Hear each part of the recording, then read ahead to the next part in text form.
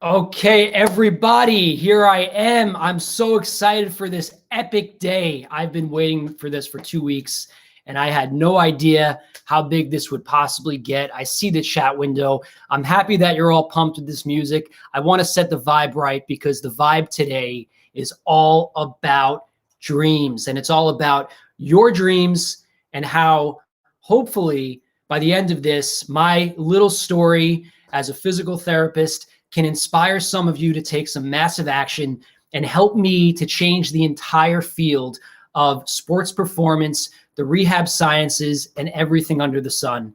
From the bottom of my heart, I am so thankful for all of your time. I know that we all have busy schedules with school, with the Zooms, and all the above.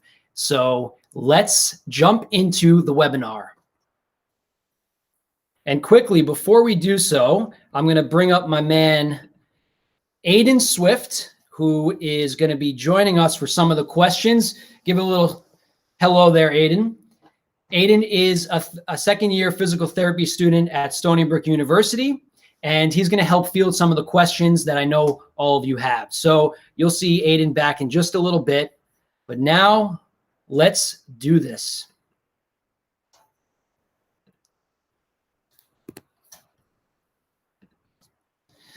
Okay, you're at the webinar, Get Your Dream Job in Sports, How My PT Career Took Flight with the St. Louis Cardinals. For those that don't know yet, my name is David Meyer. I'm a physical therapist, and I was very fortunate to serve as the former medical and rehab coordinator for the St. Louis Cardinals between the years of 2015, 2016, and 2017, where I had an absolute blast.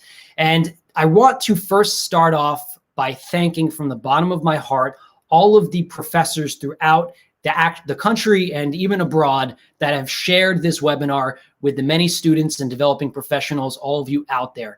We have physical therapist students. We have physical therapy assistant students. We have athletic training students, exercise science students, doctors of osteopathic medicine students. This is truly an epic event where we're bringing everybody under one roof. And that's always been my vision. And we'll talk more about an integrated approach in sports performance and one of the keys to really being successful in this industry. And also, I'm so thankful for all the surveys that you filled out. I got a really good idea of what you're all looking for. The majority of you are first and second year DPT students. If you're not, no sweat. This is not catered just to DPT students. And I also found out, interestingly, that most of you are interested in not just baseball, but actually more so all sports. And baseball was a second. So I was happy to see that. And of course, you all want to know, what can you do to stand out, network, and get that job? So hopefully we will bring some of that to you, and you'll leave here today feeling some level of reinvigoration with your dream. Stick around to the end. My man Ryan Sheriff, left-handed pitcher with the Tampa Bay Rays, is planned to come on at 12:45. We worked together when he was with the Cardinals. He pitched in the World Series this past season with the Rays, gave all scoreless innings. I'm really proud of him. He's gone through a rehab journey of Tommy John. So hopefully if he finishes his bullpen in time, we'll pop back over, we'll pop him in, and maybe field a few questions and just get his insight there. Okay, so here we go. It all starts with my dream. And I grew up a baseball and hockey player. And my father, Dean Meyer, who you see in the bottom left, my hero, grew up with chronic kidney disease. He had his first kidney transplant at the age of 17, and he had his follow-up transplant 27 years later, which is really a miracle, a medical miracle. So my mother, who kind of really kept us all going in the household, bringing us to the games and making sure that I got to play as much as I wanted to. My father was an avid sports lover, and really sports for him was his way to cope with his illness. And so I watched that, and it had a tremendous impact on me. Seeing his perseverance with still kind of being positive and having a good outlook on life, it really invigorated me to utilize sports in a similar fashion. So we grew up underdogs as well as underdog sports fans. As you see, he's wearing a Mets logo there. And in the background of me, passed down to me, was all the autographs of the 1969 Mets. And that's something near and dear for me. Even though I worked for the Cardinals, this will always have a place in my heart. So when I went to SUNY Albany, I got the fortunate opportunity to play some college baseball in club. 5'5", but I still got to hit the ball around a little bit. And even past that, I got to play junior college baseball. So I got to live that dream out. But it really starts my story with my father. The heartbreak story for me is in 2006, as I was graduating my last year at SUNY Albany, I lost my hero. My father died after having a second transplant. Things didn't go great. He developed lung cancer, and unfortunately, because of the immunosuppressive therapies, it took his life. And fortunately, we have a memorabilia in the City Field fan walk. His name still's there. And that was Thanksgiving of 2006. The crazy thing that happened just a few short weeks later was the St. Louis Cardinals beat the New York Mets in the National League Championship Series. You really can't make these things up. And after it happened, my father told me, the Mets aren't going to be the same for a while. And he always knew this because he grew up watching the organization through a lot of tough times. So obviously the journey I took is really kind of an interesting one and came full circle for me. And again, the heartbreak really fueled my desire to break into this level. And I vowed to my family on that Thanksgiving that I was going to do everything to accomplish this dream. So if you take anything away, number one, start with your why. So our education is such an important part for this field in sports medicine. On the top right, you see me graduating from SUNY Albany, really wet behind the ears, as they say. I had my psychology degree, my bachelor's in psychology. I was excited, and I didn't know what I was going to exactly do.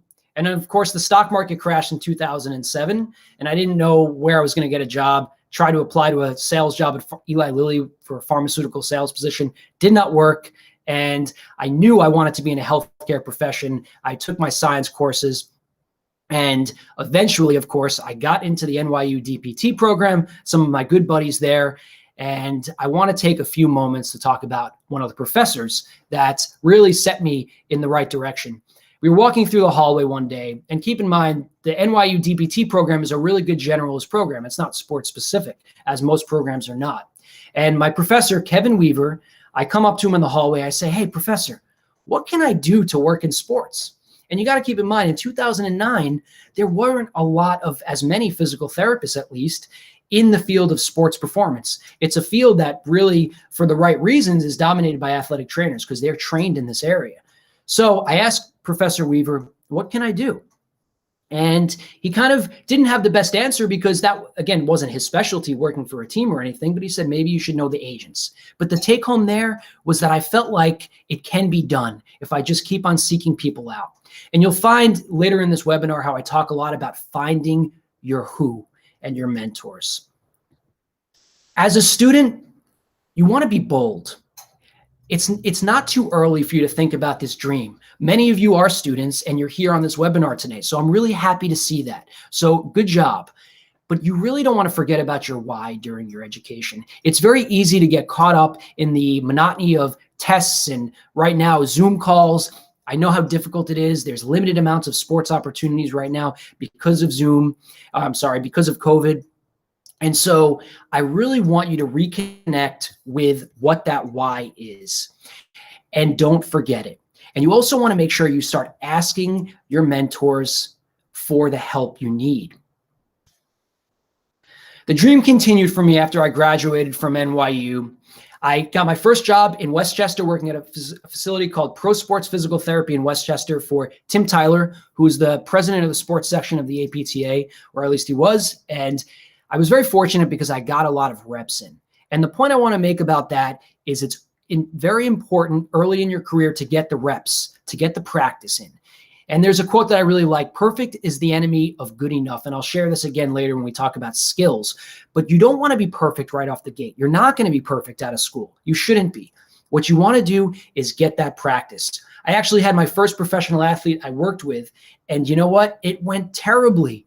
He was a Tommy John professional ball player, minor leaguer. And after we went through the throwing program, I was super excited to be outside having a catch. And he ended up re-tearing the ligament in his elbow. And I was really frustrated. But I knew that I needed to further my education. And so I decided this would be a good time for me to apply to the HSS, Hospital for Special Surgery in New York, sports residency program. And the interesting thing about it was I went to my boss, Tim, and he came to me one day after I applied, and he said, "Dave, you're no longer going to be working here." And I said, "What are you talking about?" And he goes, "Well, you're going to be going to HSS for the sports residency. And he said, why didn't you tell me, Dave? And I was like, well, I was intimidated. And so the learning there was, and he wrote it on a little thing to me. He said, Dave, the key to success for you is being tactful. And what he meant was, to be strategic. And I should have known in that point in my career that Tim could have introduced me to so many different people, because Tim himself was very connected. So it might be right under your nose. You never know who's around you right now that can connect you to where you want to go. So I interviewed at HSS for the residency role, and I call them the HSS firing squad because they're really top dogs in the field. And I was very intimidated on the interview. And they asked me, Dave, what do you want to do after this? And I looked them in the eyes, kind of, again, green and not overly confident, but some level of confidence, and said, I want to be in the dugout in a year. And I thought I blew my chances. I'm like, well, they wanted a generalist. They wanted somebody to contribute to them. And luckily they told me when they selected me, we actually chose you because we wanted somebody to go off campus and go represent HSS and work in the field and discipline you wanted. So don't forget to go for what you want. He or she who aims nowhere goes nowhere. It's good to have direction. So what I learned after my DPT education, find the right who. It's not about how. There's a book, Who Not How, that was written by Benjamin Hardy. Check it out. You really if you want to achieve this high level of success that we all know is out there for us, it's all about finding the who. And all of you know that because one of the biggest things you said on the survey was you want to know how to network. Well, then you want to start identifying them. And an important thing to think about is you want to get introduced to the heavy hitters. I was really fortunate early in my career. I had a conversation with Mike Reinold at Team Concept Conference, the Sports PT Conference in Las Vegas. And he said, Dave, if you want to work in baseball for the Mets, then apply to the HSS residency. And just speaking with these people in the field that really have done the great things we all want to do, it really gave me the confidence and helped me set me off in the right direction. So don't underestimate these simple things that go beyond the textbooks. So I'm halfway through the HSS residency, and this is a sentimental slide for me. Because a man by the name of Mickey Levinson, all of you, I want you to know Mickey's name. Mickey passed away just a few weeks ago, and he's the gatekeeper that brought me to Citi Field. So when I was at HSS doing the sports residency, there was all types of opportunities. Football, baseball, and even a little hockey was mixed in there. But my dream was to be in the baseball side of it, obviously. So I kept on asking my program director, John Kavanaugh, and John went up to Mickey, and Mickey went to the front office, and I was the first resident. I was number 7 at HSS, where they finally said, you know what, we're going to allow you to come by. So this was truly my Rudy moment. Remember, I said, I really identify with underdog.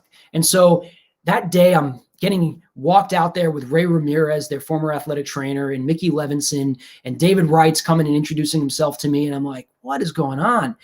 And so there's definitely crying in baseball. It was really a magical moment, stepping foot on the field by the Turtle where they're taking batting practice. And you got Terry Collins to my left, David Wright's warming up to get in the cage on the right. It was unbelievable. And it made everything worth it. Taking the pay cut to do a residency and all the DPT loans and, losing my father, it really came full circle for me. And the same can be for you. How to create opportunities around you. There's a concept I want to talk about with humility. I think we get ingrained in us in the healthcare world to push ourselves down, be below.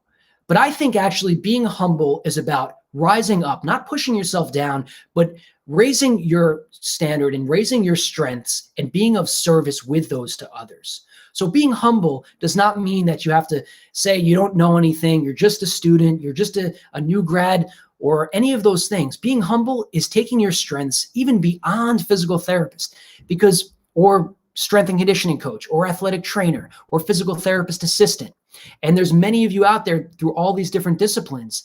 It's really important to know this. Titles are overrated, but your story and your experiences are highly underrated. You want to be of value and you want to ask with intention. If you take a picture of this slide, and hopefully this rings a few bells as you try and figure out your journey. So there's a lot of power in asking. As you hear in my story, a lot of the pivotal moments when I was at NYU, I was at the HSS residency, I had just one little question. So I want to tune back a little bit. When I was at HSS, there was one specific day when I just decided to go up to one of my mentors, Pete Dreyevich, and I asked him, hey, Pete, I'm going to turn this on to me actually for this one. And I said, Pete, what can I do to work in baseball? Now, just a little backstory. Pete Dreyevich is a really great hip clinician. He worked for the Jacksonville Jaguars, the New York Rangers, all these great things. And I just decided, maybe Pete's the gatekeeper. He was always really had a good energy about him, and he was really kind and allowed me to observe him. So it simply was about me asking Pete, what can I do? And Pete kind of just stopped. He thought about it because he's a really nice guy, took his time. He's like, I'm going to think about this for you. And the amazing thing was when the job opened up with the Cardinals, he just simply said to me, Dave, apply to the job. And of course I was thinking, right away, oh, you know what? I bet you he's calling Greg Houck, the former athletic trainer with the Cardinals, and he's getting me that job right now. Little did I know when I applied to the job and I got the interview was that all he did was saw the opening. So I wrote an email and I mentioned Pete, and people knew of him, and I got the interview. I got that call. I still remember at HSS getting that phone call from Greg, and because I was having long days at HSS, but it made it all worth it. And so we're going to go back into the PowerPoint now.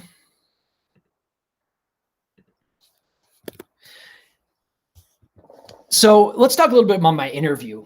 I get the interview with the St. Louis Cardinals. I fly out to the winter meetings in 2014 in San Diego, red-eye flight, coming back and forth. And what were some of those things that went through my head going on this interview? The first thing, buy a red tie, right?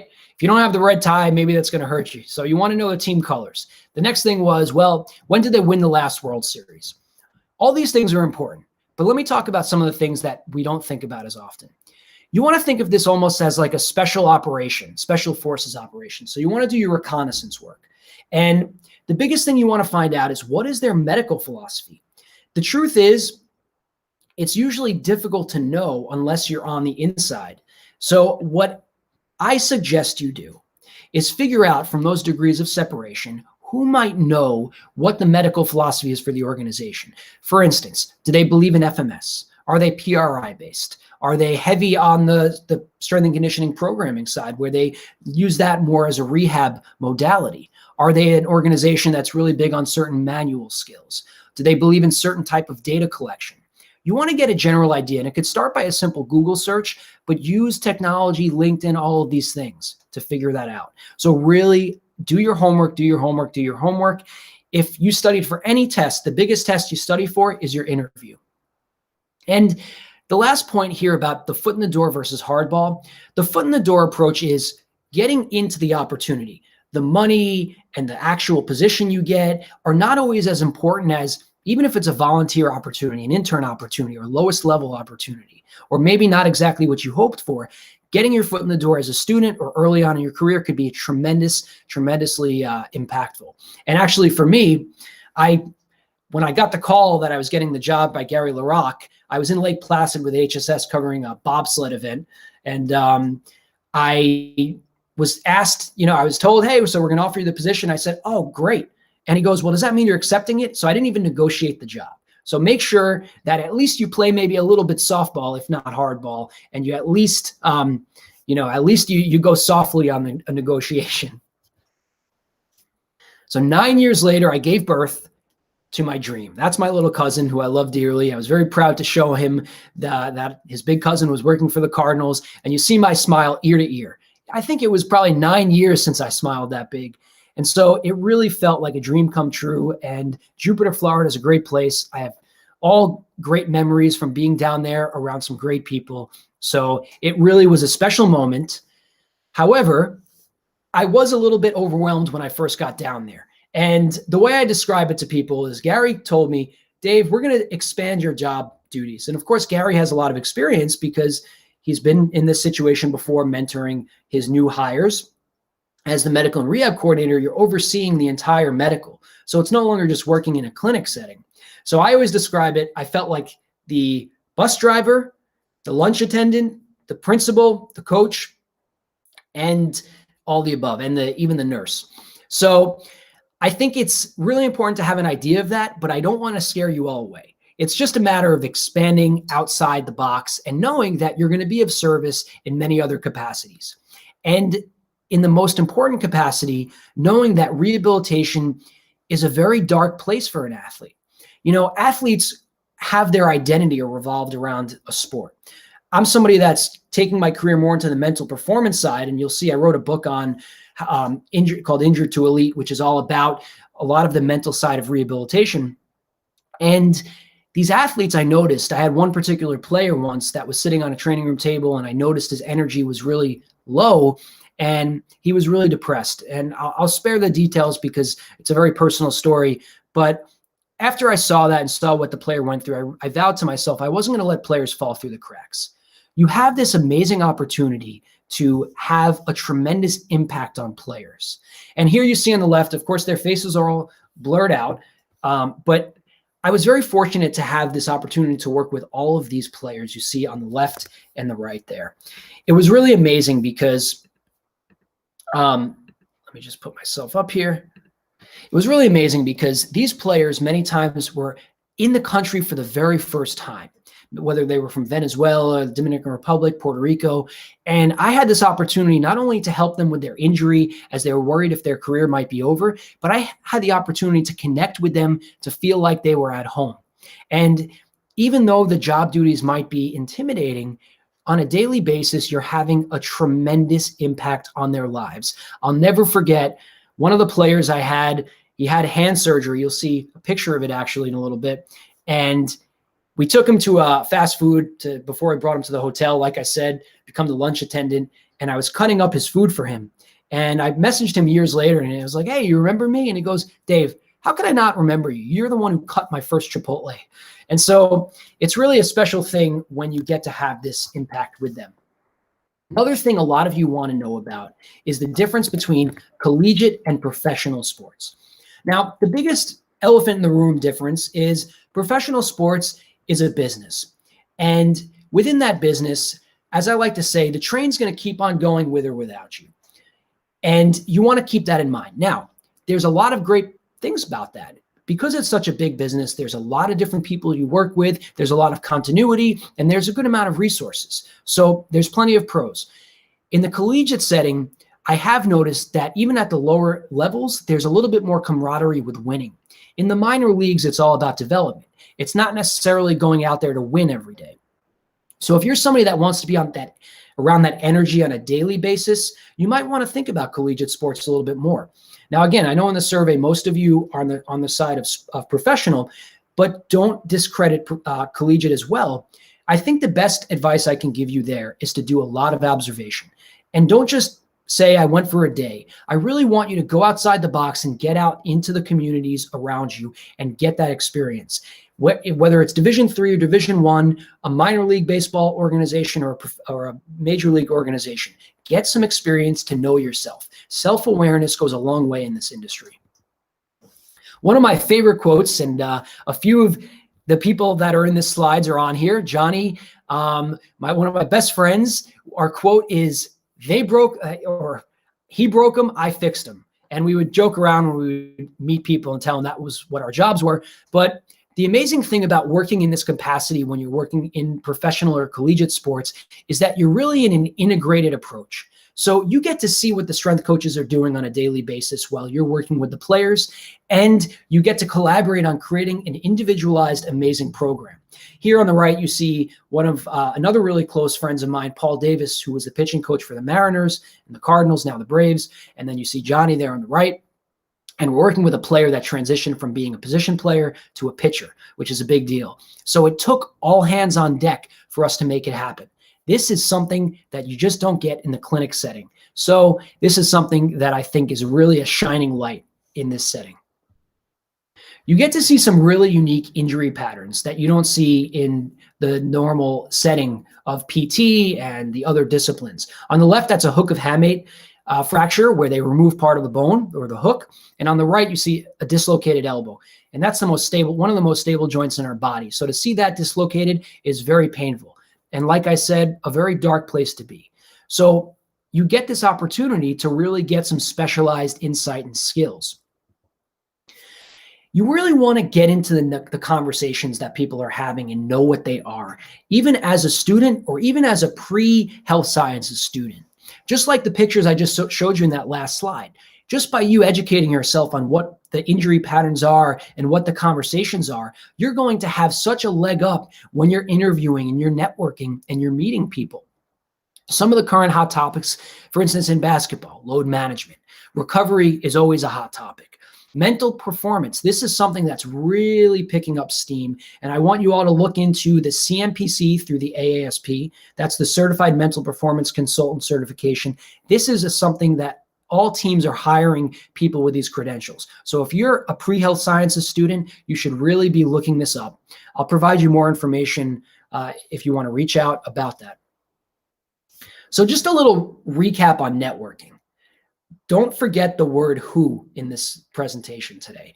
Where are you going to have to find these who's, and where do you need to be in order to be around them, right?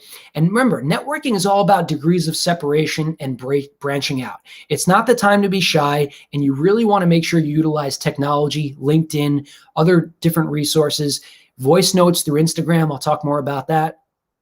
And the best way to build a network is to simply serve one.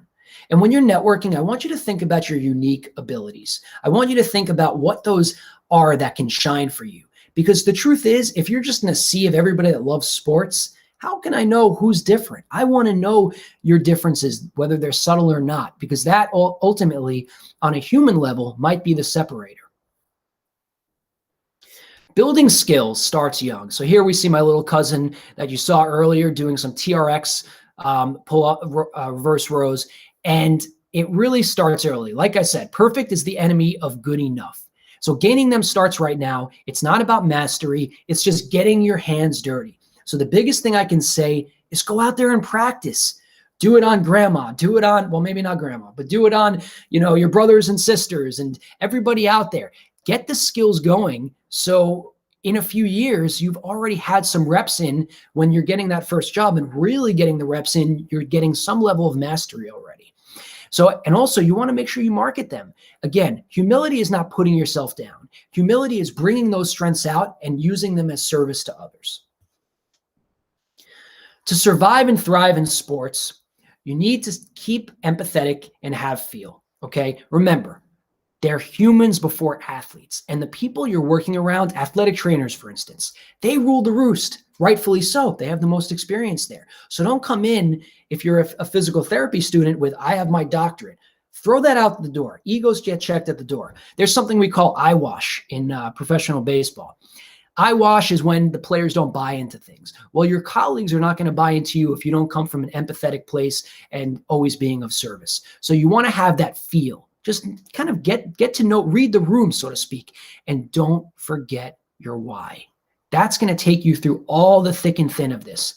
So develop that thick skin, have some feel, read the room, and you're going to have a good long career. Building your sports network. LinkedIn. We hear people talk about it all the time, right? You need to be going on there right now as a student. The thing that I hear a lot of times with students is they say, well, I think when I graduate or my third year, I'll start building that up. And developing professionals a lot of times are intimidated by it. My advice, start right now today. Beef up the LinkedIn profile. Get a nice new headshot in there. Put up an article. Get on a podcast about a topic you're interested in with somebody you know, maybe a classmate. It's not silly, and you're not too early on in your career. You should be voicing that, because that can be the separator for you. Also on Instagram, send me a voice note. Using just the text, then it's just letters. If I can hear your voice, you're already different. You already stand out. So don't wait. Get on it now. Okay, we're getting into the questions now. It looks like we're 30 minutes into it. I apologize if we go a little late, but I'm sure it'll be worth your time. So let's jump into me being a little bit bigger on the screen here. Okay, some of the most frequently asked questions. CSCS. Do you need it? The simple answer is yes, you need your CSCS. But a CSCS is not going to get you the job. It's going to mainly just prevent you from not getting the job. So it's really a standard. And then, as many of you know, with the NSCA, there's even higher levels of the certification process.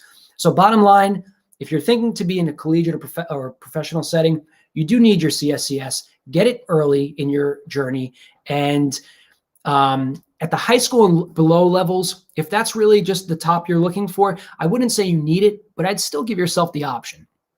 In terms of sports residencies, if you're not an athletic trainer like I wasn't, or I'm not, I would totally recommend as a physical therapist to do a sports residency, because the truth is we're not equipped like ATCs. They have a lot more experience in the sports setting. So I really advise that. And then lastly, the most frequently asked question that I noticed was how to get the internships and the networking piece. So I'm actually going to jump back in. I have a good slide for you. How to get the internships and jobs. Let's take a second and let you all take photos of this one. There's some really good websites where they post a lot of jobs. Teamwork Online is a really popular one. The NSCA job board, PBATS, PHATS, NBATA, the athletic trainers out here in the world. Hopefully you're happy that I'm showing this, or maybe unhappy because now they're going to get a ton of hits. But I really want you to kind of first check these channels, but then the important thing is to go outside the box. So hopefully you all had a few minutes to go through that. Okay, let's go field some questions. I'm going to bring in Aiden here. All right. All right. So what was a typical day in the life for you like? So from the morning through the evening during game time? Yeah. So, all right. So just before I go into this, nobody should get scared away from me telling you this. Everybody can get through this. But in spring training, let's say in a month right now, you get to the field at 5 a.m. You see your staff, you kind of change into your clothing in the locker room, you get by your desk and you hop on the computer, you look at your notes and you plan out what's going on for the day. Maybe you finish some emails and then you prepare for your morning meetings. So you're going through your injury report where you present that to all the coaching staff and the medical staff in the front office on what players can do what for the day. So while you're doing that, you're getting a good idea of where they're going to trickle in to what activities are going on during the field.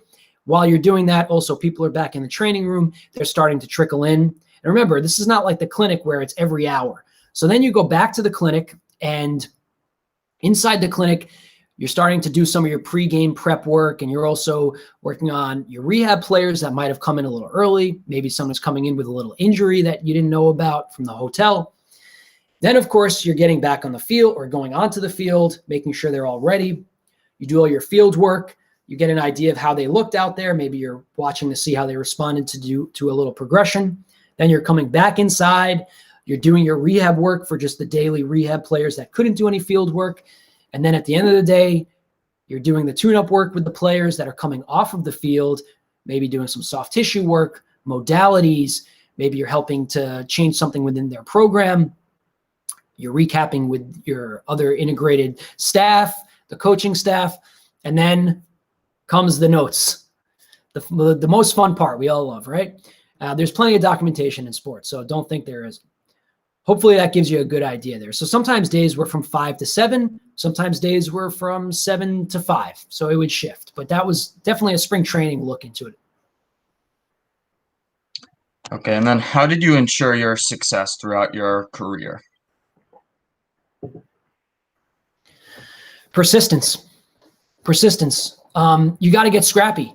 Like I said, my dream started from seeing my father struggle with his illness. So for me, it was just not getting intimidated when I got a no or when I felt discouraged. Just keep on going, keep on going. These things happen to work out on their own times. So it's really a simple answer, but it's persistence. And then besides taking into account the sport that you are most passionate about with the residencies, what else did you take into consideration when choosing the residency that was right for you? That's a great question. One of the biggest things for me at HSS was the amount of time I had in the operating room. I don't know if many of you are familiar with the name Dr. O'Brien, who came up with the active compression test, or O'Brien's test. And being able to be in the operating room with people like that, Dr. Allcheck and Dr. Scott Rodeo, some real leaders there. For me, a big thing was I wanted to be a part of not just the physical therapy and rehab side, but I wanted to be a part of the actual surgical side because I thought that was an important piece to really understand. And at HSS, we spent a ton of time in the operating room, and they really are world leaders in that. So for me, that was one of my favorite points. But I would say you want to figure out what makes sense to you. What do you want to get out of the residency? Now, some residencies have specific sports that they spend more time with. It has to make sense to you. I just had a student that was more interested in soccer, and we had a shift where they were going to do their residency. So listen to your voice inside, know yourself, and trust yourself. Okay, and then how can you be sure that the field of sports PT or sports in general is for you, as opposed to other specializations within the field of physical therapy?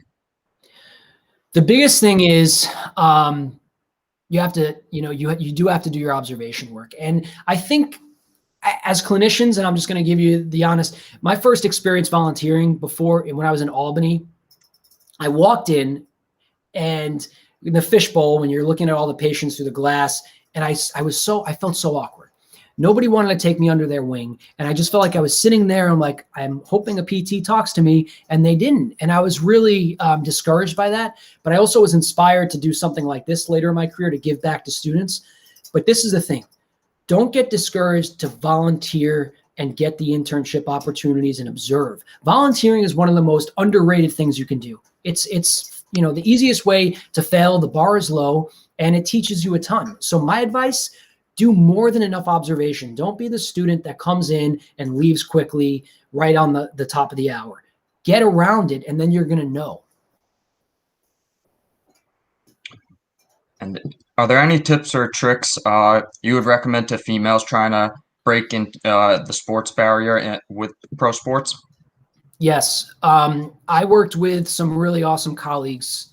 Rachel Balkovec, I worked alongside her, and she, as the first female strength and conditioning coordinator with the Cardinals in baseball, and worked with me with the Cardinals, I'm a male, obviously. I don't have to say that. So I couldn't possibly know exactly what it was like for her, but seeing her do that, and I think you can all learn from that. So I would say this: there's a lot of great clinicians out there that are great, that have broken the barrier.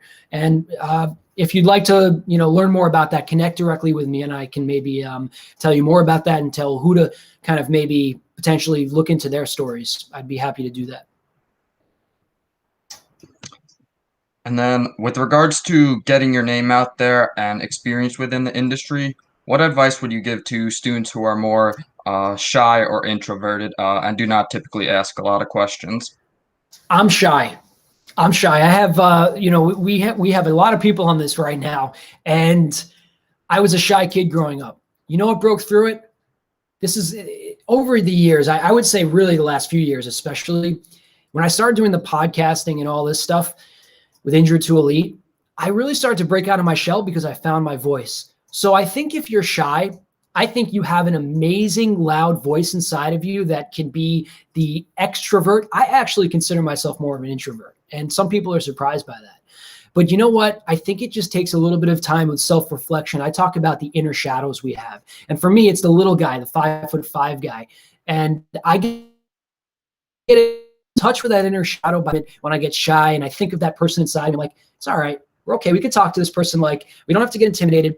So I think it starts again by going within, and you're not just some shy person. You're probably a very vibrant individual, but you haven't found your voice yet. So you want to do that by working on your voice and just taking the time to address that. So over time, you'll be amazed at, how you can be in the front of the room and really kind of having a more influence. And then from the time of your residency all the way through working with in professional baseball, how did you separate yourself, and how did you make the right connections?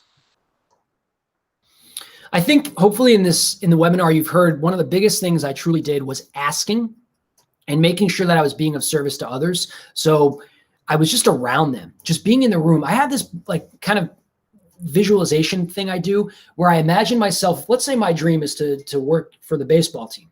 I imagine a room filled with all of us that want the job. And then I imagine myself just staying in that room, And then I imagine another room, going into that room where maybe it's like now all the people that are in that got the interview. And then I'm like, let me just be the last one in that room.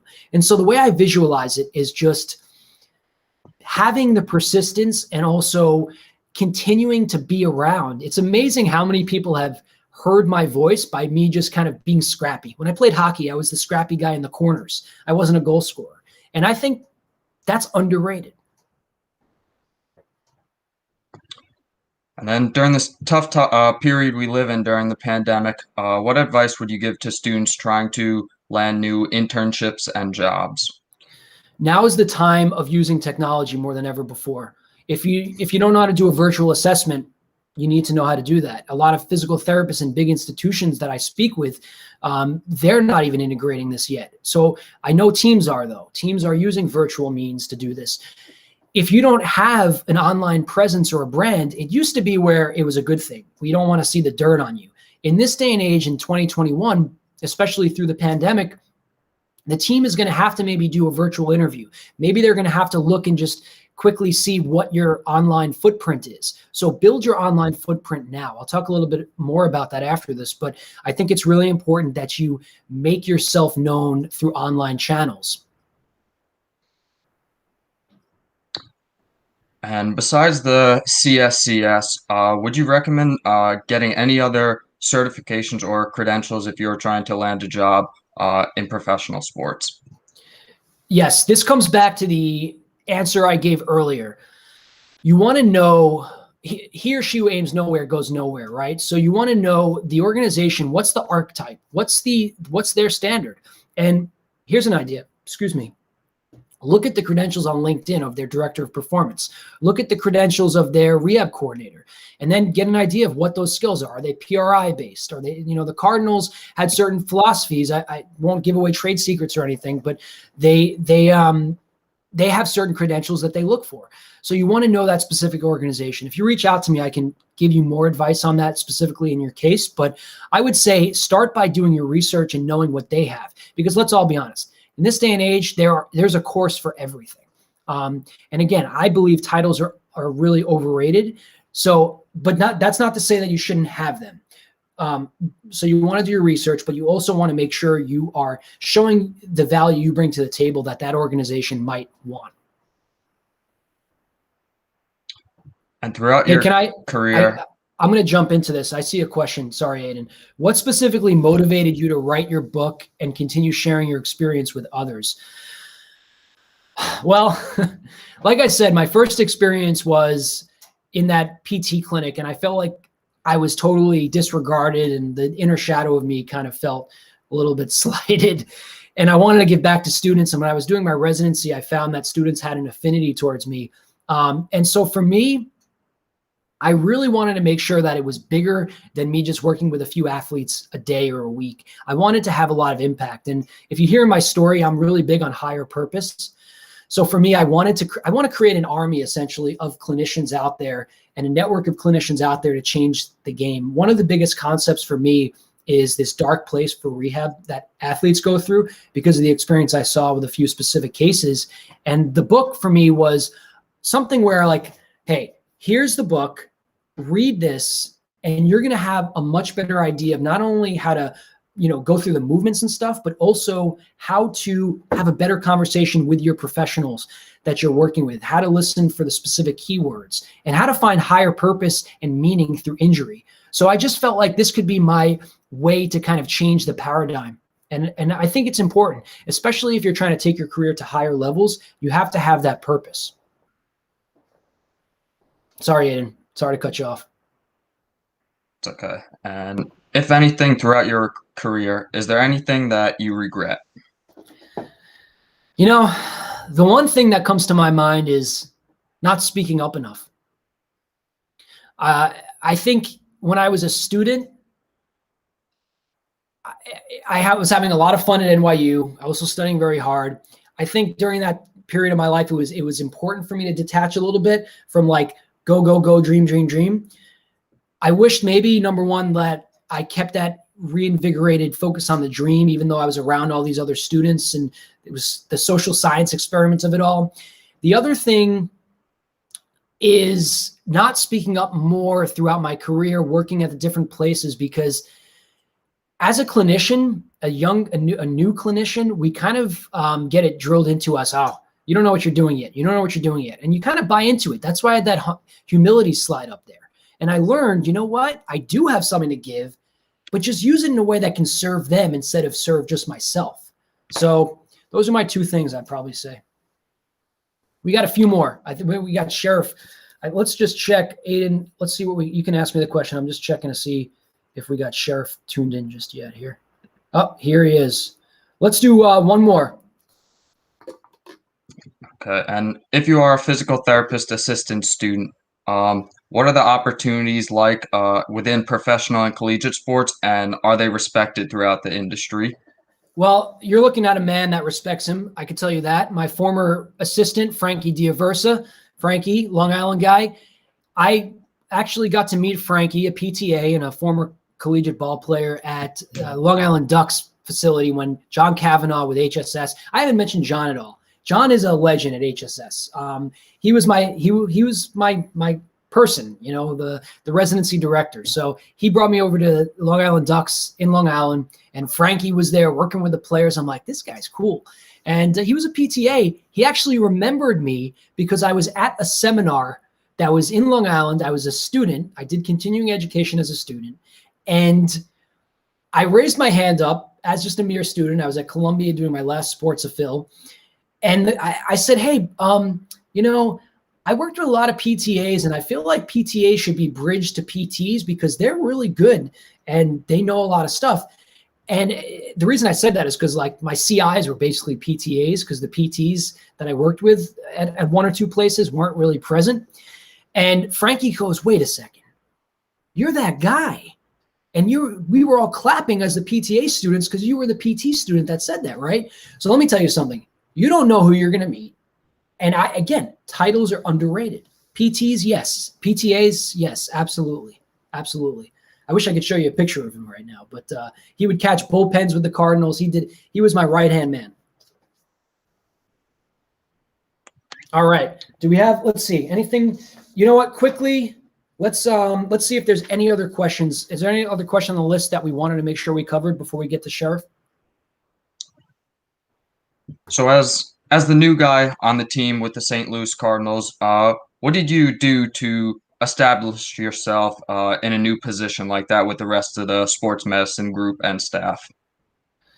It was a rough first year. I felt like all the athletic trainers were looking at me like I was an alien. I felt really uncomfortable. And it wasn't them. I think it was me because I didn't have a lot of experience being in just an athletic training dominated world. I was one of two physical therapists. We had Adam Olson at the big league level, who was in my role, and me at the bottom.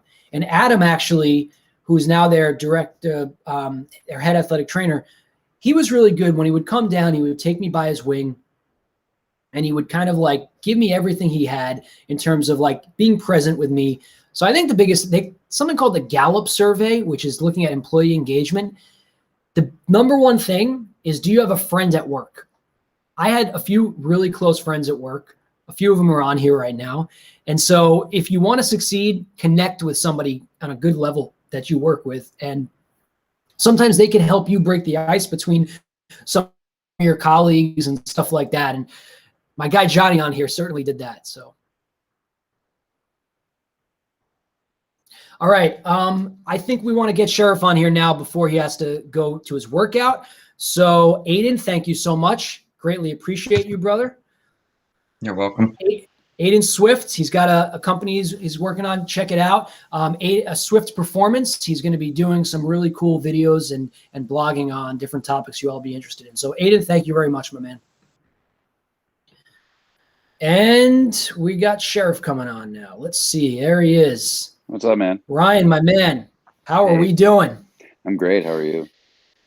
Good, good. So, Ryan, we got a big group of clinicians and future clinicians, and I wanted to bring you on. Let me just do a quick little introduction. So, Ryan Sheriff played with the St. Louis Cardinals as their as a left-handed pitcher, and is now with the Tampa Bay Rays. He had Tommy John and overcame that, and we met each other a little bit before that part of it. And now he's with the Tampa Bay Rays. I couldn't be more proud of you, Ryan, pitching in the World Series just last year and gearing up for next spring training. What's something to tell these future clinicians as a professional athlete, and some tips to working with somebody like yourself? I can't speak for everybody, but I could speak for myself. I'm the type of person that I like to ask questions, so I like to know more. So I'll be in your ear constantly, just picking your brain on how I can get better. And I think that's what worked for me throughout my career. Always coming to you and being a nuisance. No, come on. Yeah, I mean, you're somebody that is really in touch with your body. And I think we should talk about that for a minute, maybe. You have the athletes that they're not really into the training room. They're not into the gym. And then there's people like you that have your own gym built in your garage. You are somebody that knows Eric Cressy well and all the gurus, and you're always fine tuning your program. What are some of the keys when I'm communicating with you that you look for, and how you vet if I know my stuff or not? For me, it's more of an obsession. So when I get to pick your brain and you give me cues, I think that's the biggest thing for me, is a cue, just one relatable cue that I could just, go with, that's going to help me feel a certain type of muscle activation that I need, and all that stuff. I'm just obsessed with learning how to get better and learning the body. So I don't have any degrees in anything, but I bet you if I took a test, I probably could pass. No, you absolutely would. So that's a good point. So make sure that I'm giving you a coachable cue that you can, a good cue that you could take in and you can make a difference. For you and I, a big thing with the heel last year, right? Or the last 2 years, and the back hip. I know you work on a lot with your bullpens, and when sometimes you'll call me up, you're like, Dave, I figured out this one little thing. And I feel like that's a big point with athletes. It's a lot of times because you're under so much pressure when you're in the World Series, right? Mm-hmm. You're pitching last year with the Rays, and you're what level of that one cue that we might have talked about plays into how you feel on the mound, if at all? So when you're in game, I try not to think about anything. So I just let my body do whatever it has to do. But when I'm in practice and stuff, or I'm just playing catch, working on something, that's when I'll think about it. But in game, I feel like if you were to think about that stuff, it's just going to be a disaster. In game, you just got to compete and just try your best, pretty much. Right. So I think it's important to know that when you're working with an athlete like yourself, you got to do it off of the field. And you have to make sure you're getting that rapport in where the player is trusting you, or else there's no carryover. What about just in general in the mental side? I know you and I obviously talk a lot about that. A lot of the clinicians out here in physical therapy programs especially aren't really given a ton on the mental performance side. Can you just talk a little bit about how you and I worked on that part of just locking in? Meditation. I think that's the biggest key. I went from journal writing to meditation, and like I told you, meditation is manifestation on steroids, and it just works wonders for the body, and it's been a blessing for me. So Yeah, no, absolutely. Well, thanks, Ryan. I appreciate you coming on, man, and I know you got some workout you're doing later. I know, so appreciate it, and all the best of luck to you coming up in 2021. I know you're going to kill it again. It's unbelievable. You might have to give up a run one of these days, though. Nah, I'm trying not to. I need a job. All right, man. Well, we'll be in touch. I can't thank you enough, man. Good luck, buddy. Bye. Take care. All righty. So I think Ryan talked about one really, really important thing I want to hone in on. He talked about that one cue. And you know what? It's really true. When you're working with professional athletes, and this is an athlete that really gets it. I know, he's talking a big game with that, but he's right. He spends an inordinate amount of time thinking about his body because he wasn't a good high round draft pick. He was later in the draft. He also, he had a bad injury with his elbow, his Tommy John, and his knee injury with me. The joke was, by the way, at first we hated each other and then we loved each other and we became really close friends. But it's sometimes just one thing you say that they can internalize. The 80-20 rule, Pareto's 80-20 rule, it's usually just one thing they take. So just keep that in mind when you're communicating with these types of athletes. Okay. Anybody, I want to do one more question. Who asked a question that, I didn't answer, and it's a burning question, absolute burning question. Let's see it in the chat window. Let me scroll up here, see if I missed anything. Where's the line between professional and not professional communication with regards to reaching out to someone? When is email versus Instagram appropriate? There's what's the saying? Don't ask for, just ask. It's easier to ask for forgiveness rather than not doing it or something. I can't think of the quote right now, but you're better off just kind of maybe rubbing them the wrong way by reaching out, and in the odd event you get a response. I'm trying to understand though. Professional, not professional communication with regards to reaching out to someone. When is email versus Instagram appropriate? So, okay, I'm sorry. I didn't answer that correctly. I think Instagram can be used when you might not have the email address. I think in our worlds, we oftentimes should go through email first earlier on in our career. But also you got to know the person. I actually love people reaching out to me on Instagram. So if you have the email address, try it and then follow up with Instagram. But I don't think that's personally the biggest deal. I mean, you could certainly hit me up through it. Question about patient professional autonomy with companies. Patient and professional autonomy. So in terms of being able to make your own decisions, I'm thinking you're saying, I think it's a really important piece, but also you want the guidance and the mentorship. So although I look for opportunities where they can let me shine, I think it's also interviewing them and finding out, being upfront with them. So what level of hands-on abilities are you going to have? If it's a place where they're not letting you do anything, it's not going to lead to your development, So, all right, we're getting a lot of questions, so I think we should try and do a little more. Easier to ask for forgiveness. Thank you. Easier to ask for forgiveness than it is for permission. That's what I would say to Instagram versus email. Absolutely. If you've applied to sports residencies and not gotten an interview or accepted, what are the biggest things you can do to make yourself a more attractable applicant? Well, first you want to ask them. So whenever you get an experience like that, you want to find out and ask. Don't just leave the door and that's it. I would ask them why you didn't get it and find out. But you want to keep going. Have you ever considered owning your own business? Yes. Ever since I was a kid, I like to think of what I'm doing now kind of in terms of my book and some of the coaching element that I do as my business. So I actually really enjoy much more the coaching and consulting side, helping developing professionals and students and beyond as part of my business, rather than just the performance center model. For me is not really my cup of tea, owning and operating one. But entrepreneurship is wide and vast. People like Tim Ferriss were my influencers, and thinking about creating different types of income structures where it's not all just about having brick and mortar is big for me. My best advice about buying in. The best advice I can give you about buying in, it's from the quote you saw, "They broke them and I fixed them," my best friend Johnny. What Johnny did amazing was he related to the players. He met them where they're at. Don't come in from the collared PT shirt or the athletic training shirt or whatever it is. Come from the angle of meeting them where they're at. If they're a ball player, meet them where they're at as a ball player.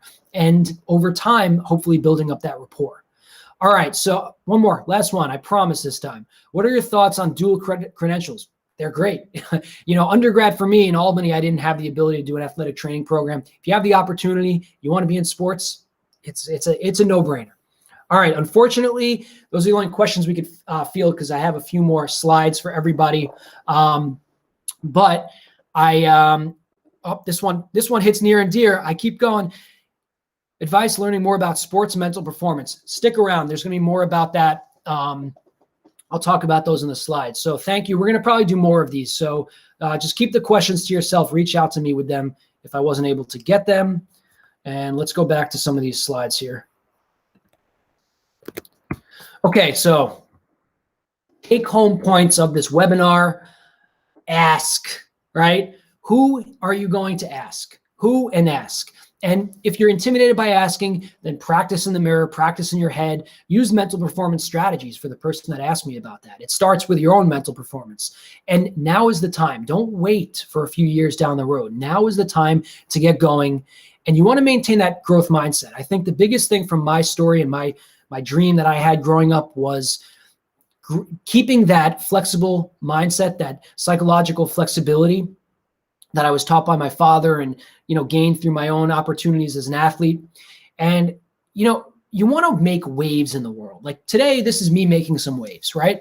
You really want to create the opportunity. You don't want to wait for it. You don't want to see it posted on just the websites I gave you before, because if you don't, you need to figure out, who's that first step to get you to where you need to go? Or what is that first thing? Maybe it's just going to the local high school and getting some opportunities there. Maybe it's simply just working with a recreational athlete that takes their training very seriously. It all starts with one. And most importantly, if this guy right here did it, seriously, if this guy wrote a book, if I did all these different things, because, I was learning disabled. I had no business writing a book. I'm 5'5", and I was told, one of my favorite things that I was told on the baseball field was by Adam Wainwright. We're in left field, last story, hopefully, right? And I'm shagging fly balls for Mike Schultz, the St. Louis Cardinals manager. And Adam Wainwright's watching me throw the ball into the bucket. And I remember I played in college, and he looks at me and goes, "Damn, that's the best trainer arm I've ever seen." So I thought back to the players, the kids I grew up with playing baseball, and I'm thinking to myself, who am I to be being told that? So if I did all this stuff, trust me, all of you can do it too. I'm going to leave you with a really, really important quote that I love. Will Smith, in this video, he was interviewed, I think I forget the name of the show, but it goes like this. He says, if you put me on a treadmill and somebody else next to me, either two things are going to happen. Either I'm going to outrun the person next to me, or I will die trying. The game is always with you, yourself. It's not with the person next to you. But I promise you this, it's not about how skilled you are. It's not about being the most outgoing individual, writing the best email copy. It's simply about persistence. That's going to take you everywhere you need to go. I've created the Injured to Elite Network. It's going to be a massive online community of all of us coming together from all walks of the profession, from athletic trainers, physical therapists, medical doctors, physical therapist assistants, every different background, all of us with the common dream of helping each other out, making the business better, making the industry better, even the athletes, bringing them in as a layer to just really change the paradigm. And our system is ailing in a lot of ways. And I think one of the reasons it's ailing the most is because we don't empower enough of our patients and athletes and clients to really bring the best out of themselves. Instead of prescribing them medication, instead of telling them they need surgery, instead of telling them they need us to fix them, let's do a better job at teaching them that they have what they need within them. And that's what my book is really all about. So I hope that we can share more information about this with the world and get you all involved. So my book is Injured to Elite, a guide to empowering yourself to transform your life after injury. The QR code is right there. It's broken down into three sections, the book. The first is all about the mind. Second section is all about the body. And then the third section is really finding higher purpose through injury and meaning. And it's really, I talk about time zero, the first moment after injury, which is the triage in the emergency room after somebody comes in. And I think of that as the dark moment of injury, and it's all forward from there. So I really teach people through the book that you can use this as an opportunity to transform your life. So I hope that some of you are able to check that out and find it valuable to you. Lastly, listen to that little voice inside. It's telling you everything. My mentor, John Denny, who's a mental performance coach, he always says to me, it's like a childhood thing, I'm rubber, you're glue, whatever you say sticks to you. So it all comes back to us. So remember that. Stay within, remember your why, and all the great things are going to happen. Thank you all from the bottom of my heart. I really believe that today was an epic day in the business, in the industry, in the profession. Specifically, thank you to all the professors out there that really took your time out of your schedules and in between your Zoom meetings to send my email out to your student base. Without you, this wouldn't have been possible. So from the bottom of my heart, the sincerest of gratitude, I really hope to stay in touch with all of you out there. Connect with me through this QR code, through my Instagram, my website. You can Google my name. You can Google Injured to Elite. You'll find me. My podcast has a lot of great episodes. I have a lot of good stories. You can hear Ryan Sheriff's story and plenty of other great stories. I actually, those that ask the questions about female in sports, I have several episodes on that. One upcoming with a mental performance coach, Sydney Masters with the Diamondbacks, and also one with Lonnie Murray, who's a sports agent. So you might find that valuable. Thank you all so much. That wraps it up. I'm going to bring me back on screen here. We'll bring Aiden back on here. And well, thank you so much. We really appreciate you coming today to make this really an epic event. Stay tuned. There's going to be much more of these types of these webinars, and the Injured to Elite Network is going to be up and running very shortly. It's actually already kind of up, but I'm going to start sending some emails about it for those interested. And hopefully, if there's any other things I can serve you better with in the future, you will let me know. Your feedback means everything. And thank you, everybody. We appreciate it. Bye for now.